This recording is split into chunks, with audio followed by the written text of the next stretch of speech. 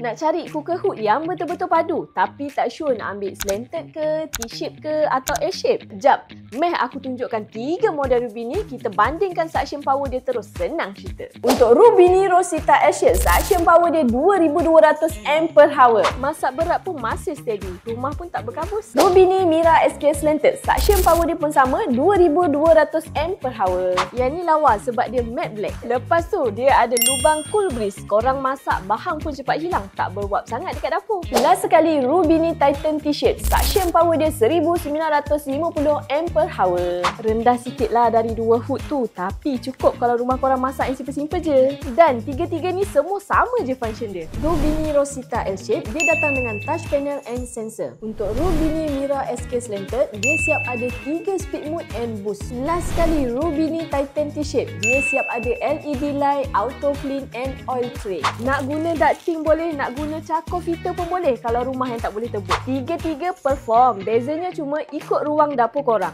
Nak slanted, nak T-shape atau L-shape. Tengok ukuran juga, baru senang nak pilih. Jadi tunggu apa lagi? Kalau korang nak dapatkan 3 hood ni, datang je alat dapur yang berhampiran korang sekarang.